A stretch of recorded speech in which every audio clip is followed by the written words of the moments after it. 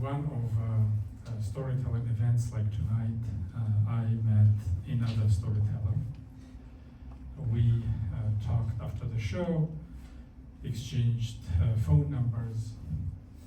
Her name was Emily, and I thought that Emily was smart, beautiful, and had a sophisticated haircut. And a couple of days later, I texted her inviting to a dinner, and was excited when she said yes. And I also suggested to pick her up at her place, kind of implying that it was a date. But she texted back, I'll see you at the restaurant. I thought, well, at least one of us is clear that it is a date. And at the restaurant we had a lovely dinner, and we discovered that we had a lot in common besides the storytelling. Emily was a vegetarian, and I'm also 10% vegetarian. Emily avoided gluten food, and I thought she would be a perfect girlfriend for me, and I could eat all her gluten food. And more importantly, Emily had a fantastic laugh, which validated my fantastic jokes. So I started looking for signs of her interest in me. And the signs were pretty much there. She was laughing, she was touching my hand, and she let me pay for the dinner. And while we were waiting for the check, I looked into her eyes and projected a powerful thought. I want you to like me. And I instantly could hear back what she was thinking. Yeah, you wish. Well, apparently we were not on the same page yet. But I took it as a good sign that we could read each other's minds. After the dinner, we went for a walk in the nearby park, and I told myself, look for an opportunity to say something intimate or funny. And she said, do you get nervous on the stage? Nothing intimate or funny came to my mind. And I said, no, but I get nervous for deadlines. And that suddenly made her laugh.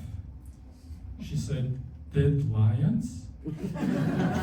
You get nervous about dead animals? I said, no, probably that's my accent. I mean deadlines, when you miss to complete a project on time.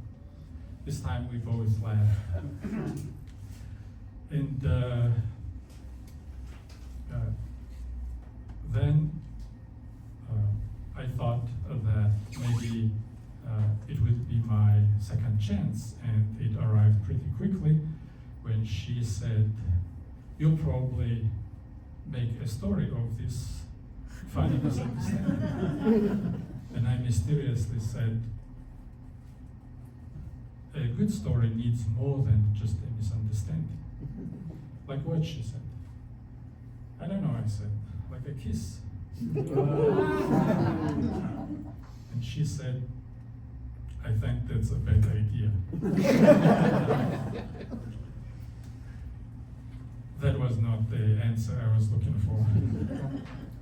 And I said, I just felt as if we had chemistry. And she suddenly said, I felt chemistry too. And I thought, we're back on the track. I said, what's the issue then? She said, we have an age gap. I don't date older men. And I thought, this is going in opposite direction.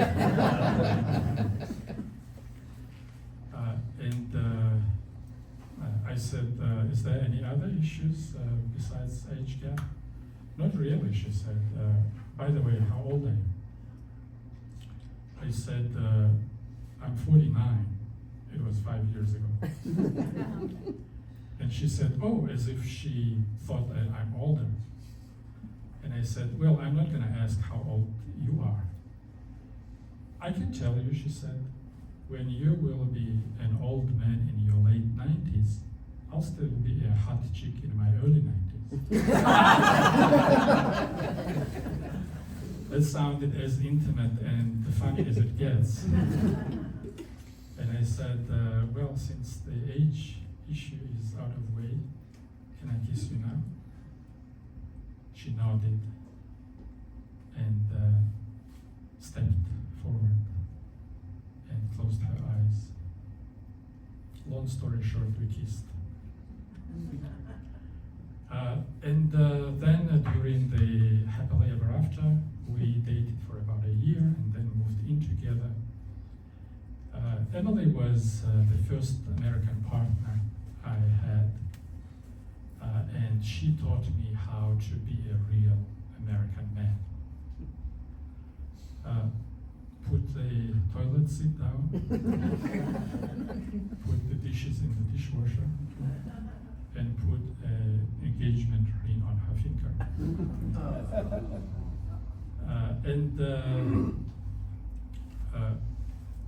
I was really excited and enthusiastic to climb this American masculine ladder.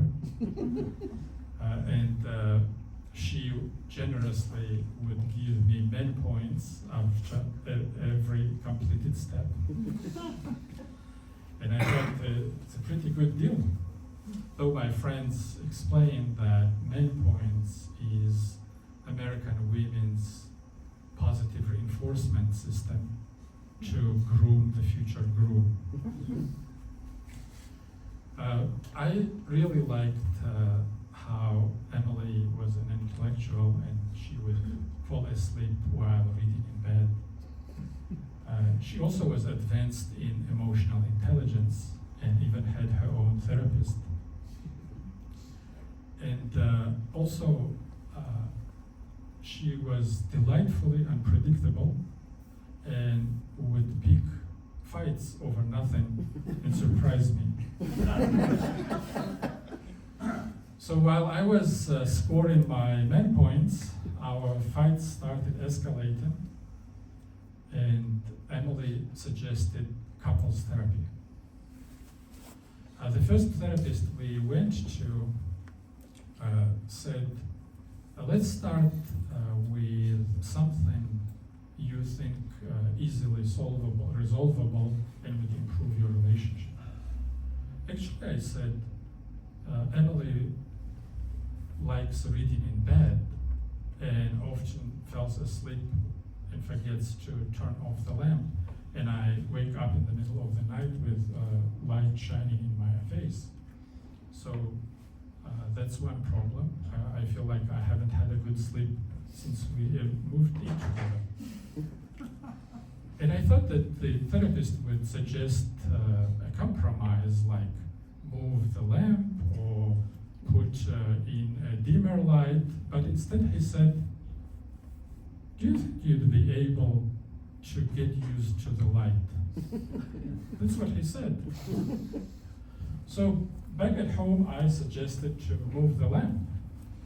And Emily said, well, first of all, the therapist said that you should get used to the light.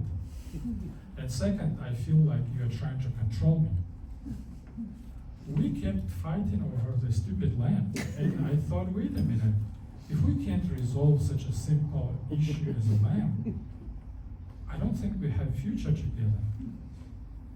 Things getting worse, and we broke our engagement, and I moved out. Emily followed me and asked me to come back. We blamed the therapist.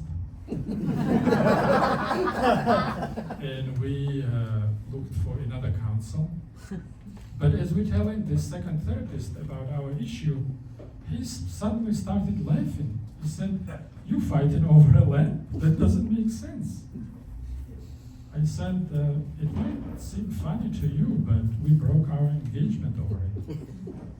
He said, "I apologize, it was unprofessional of me to laugh."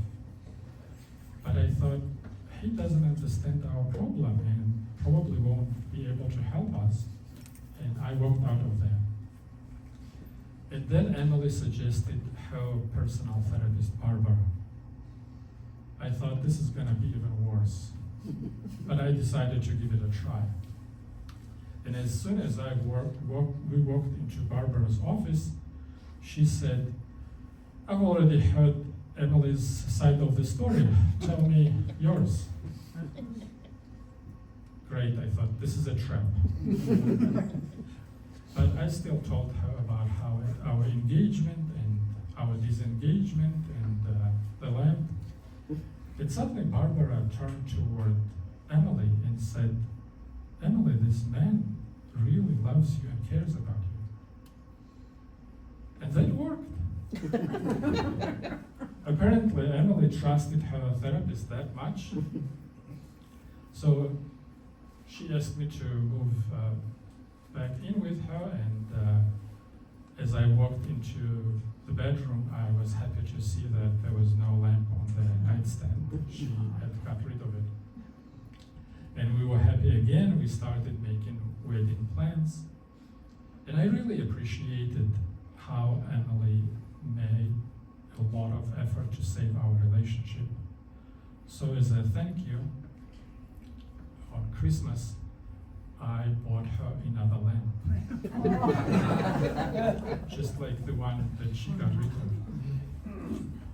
She said, I really appreciate that you bought another lamp and you made me feel as if we can finally move on.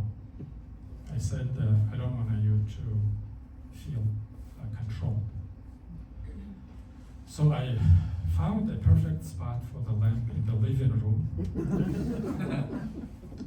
and went to bed earlier, leaving Emily reading on the sofa. And as I was falling asleep, I was thinking, isn't this wonderful? Not only we overcame a big bump in our relationship, but probably we'll be able to resolve all our future issues like this one. And I fell asleep, dreaming about our bright future, and woke up with bright light shining on my face. Apparently, Emily moved the lamp to the bedroom exactly on the same spot that it previously was. And I thought, this is it. I have to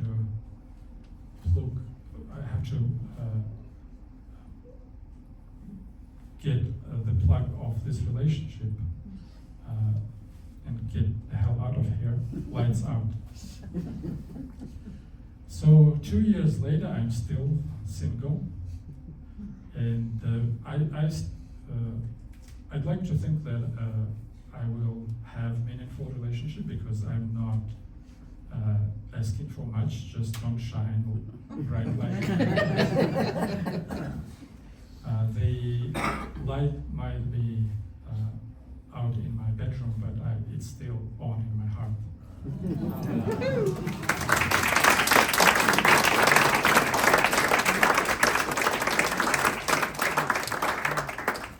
And also to express my feeling in music, I'm gonna play for you Nocturne, Opus 9, number 2 by Chopin, that he composed when moving from Warsaw to Paris in 1830 and leaving his, what he called dreamy love. That's how he called the Polish soprano Konstancja Gładkowska.